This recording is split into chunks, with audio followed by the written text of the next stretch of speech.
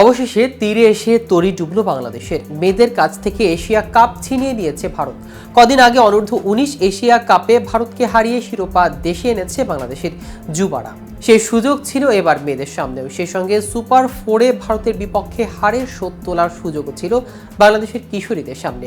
তবে সেই সুযোগ কাজে লাগাতে পারেনি দলটি। ভারতের বিপক্ষে এশিয়া কাপের ফাইনালে বাংলাদেশ হেরেছে 41 রানের বিশাল ব্যবধানে।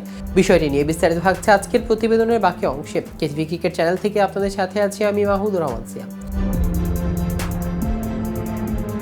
মালয়েশিয়ার কুয়ালালামপুরের শুরুতে ব্যাট করতে নামা ভারতকে 7 উইকেটে 117 রানের বেশি করতে দেয়নি বাংলাদেশ, যা স্বপ্ন দেখাচ্ছিল শিরোপা জয়।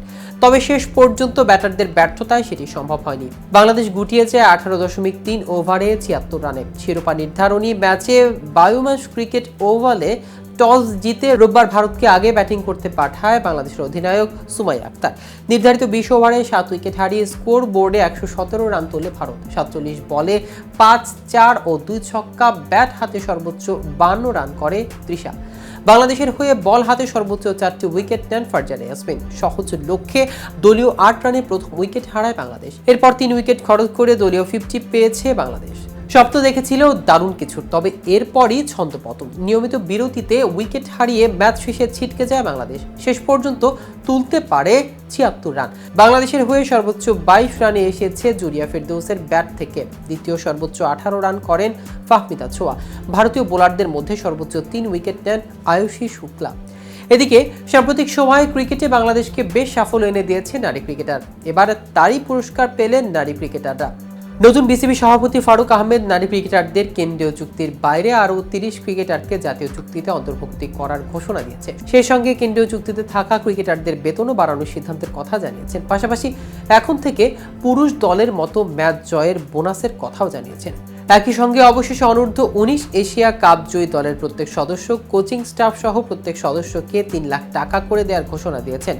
2024 সালের 1 অক্টোবর থেকে 2025 সালের 30 জুন পর্যন্ত সময়ের জন্য বিসিবির নতুন কেন্দ্রীয় চুক্তিতে নারী ক্রিকেটারদের সংখ্যা 18 জন। শনিবার বোর্ড সভায় এদের বাইরে আরও 30 জনকে চলতি বছরে 1 নভেম্বর থেকে 2025 সালের 30 জুন পর্যন্ত জাতীয় চুক্তিতে অন্তর্ভুক্ত করার সিদ্ধান্ত নেওয়ার খবর জানান বিসিবি প্রধান। নারী ক্রিকেটারদের চুক্তি নিয়ে বিসিবি প্রধান বলেন, আমাদের মেয়েদের কেন্দ্রীয় চুক্তি একটা আছে, আপনারা জানেন। এর সঙ্গে আরও 30 জন ক্রিকেটারকে ছেলেদের যেমন জাতীয় লিগ যারা খেলে তাদের চুক্তি আছে, তেমনি 30 জন মেয়ের জন্য একটা চুক্তি আনবো আমরা। বিষয়টি পরে সংবাদ বিজ্ঞপ্তিতে নতুন পারিশ্রমিকের অঙ্ক, চুক্তিভুক্ত ক্রিকেটারদের তালিকা ও জয়ের বোনাসের পরিমাণও জানান বিসিবি। তো ভিউয়ার্স, ভিডিওটি সম্পর্কে আপনাদের কোনো মতামত থাকলে আমাদের কমেন্ট করে জানাতে পারেন। সাথে সাথে নিয়মিত ক্রিকেট আপডেট পেতে কেটিভি ক্রিকেটের সাথেই থাকুন। ধন্যবাদ সবাইকে।